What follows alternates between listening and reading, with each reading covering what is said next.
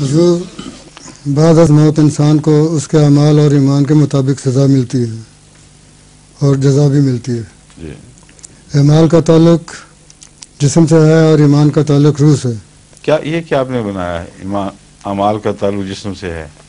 بعد از موت انسان کو اس کے اعمال اور ایمان کے اعمال مطابق صالحہ جو ہیں یہ وہ خالی جسم سے ہو ہی نہیں سکتے جب تک دل نہ شامل ہو. انما الاعمال بالنیات ہے. یہ نیت تو بدن نہیں ہے، یہ نیت تو روح اور روح کا فیصلہ ہے. تو اس لیے یہ آپ کا دعوی غلط ہے، یعنی غلط فہمی سے کیا گیا ہے یہ کہ اعمال تو بدنی چیز ہے اور باقی چیزیں روحانی ہیں.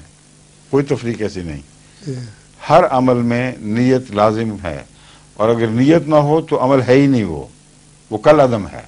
یہ اگر کوئی نیت نہ ہو تو پاگل پن ہے نا. یہ پھر تو جسم اس طرح گھوم رہا ہے جس طرح کسی چیز میں جان نہیں، شعور نہیں.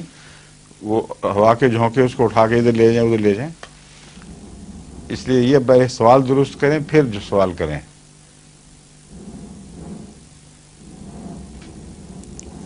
پھر بنے گا ہی نہیں، یہ مشکل ہے. ہاں دوسرا کہہ دیں چلیں. دراصل اس کے بعد یہ ہے کہ اگلے جہان میں صرف روح کا حساب کتاب ہوگا، جبکہ ہمارے اعمال وہ بات ختم ہو، سوال ہی ٹوٹ گیا. جب میں نے مضمون کھولا ہے آپ پر تو تبھی آپ تردد میں پڑ گئے تھے. آپ کو پتہ لگ گیا تھا کہ سوال اب قائم نہیں رہا. ٹھیک ہے نا. اب اگلا سوال کریں بے شک.